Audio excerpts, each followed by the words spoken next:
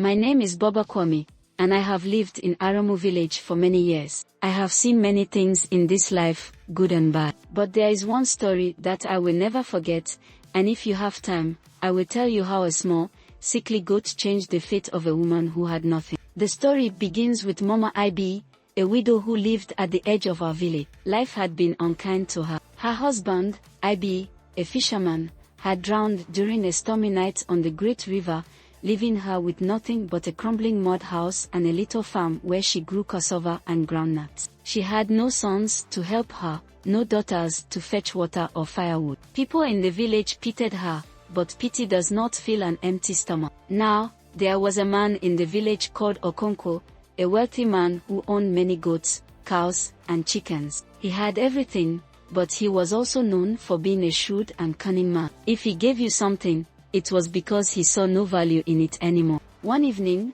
just before the Harmattan winds came, Okonko walked to Mama Ibe's house with a small, weak goat tied to a rope. The poor creature looked half dead, its ribs showed through its thin skin, and its legs trembled with every step. Mama Ibe, Okonko said, his deep voice carrying a note of mockery, "I see you are struggling. I am a generous man, so I have brought you this goat. Maybe it will bring you luck." The villagers gathered to watch, whispering among themselves. Everyone knew that when Okonko gave something away, it was never out of kindness. Mama Ibe looked at the goat, then at Okonko. She knew better than to refuse, so she forced a smile. "Thank you, Okonko. May the ancestors bless you." Okonko laughed, patted his wrapper, and walked away, leaving her with the goat. The villagers snickered. "This goat will not last the night," one man said. "It is as close to death as she is to starvation." But Mama Ibe was not a foolish woman. She took the goat, named it Ngozi, meaning a blessing, and carried it inside her compound. She boiled herbs and fed it warm water. She spoke to it as if it were a child. "You will not die,"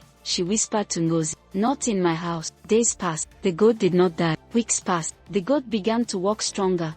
Its eyes became bright, and soon, it was running around the compound. The villagers shook their heads. "Maybe the goat has some magic in it," they said. One day, something strange happened. Mama Ibe went to her small farm and found Ngozi digging near the cassava plants, scratching at the earth with unusual excitement. She chased it away, but the next day, the goat was there again, digging in the same spot. Curious, she decided to dig where the goat had been scratching. To her surprise, she found a cluster of strange roots, long and golden in color. She had never seen them before, so she carried them to Boba Is, the oldest man in the village. Boba Isa's eyes widened when he saw the roots. "Do you know what this is?" he asked. Mama Ibe shook her head. "This is udwememe, a rare medicinal root. The healers in the city pay a lot of money for this. It can cure many sicknesses." Mama Ibe could not believe it. She took some of the roots to the market, and true enough, the herbal traders paid her well. With the money, she bought food,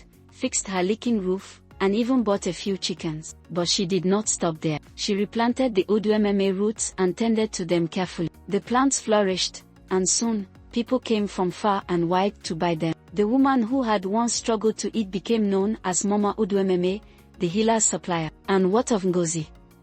Oh, that goat lived longer than anyone expected. It became fat and strong, and every time Mama Ibe looked at it, she would say, "This is the goat that refused to die." One day, Okonko came to her house, pretending to be friendly. "Mama Ibe, that goat I gave you has brought you luck.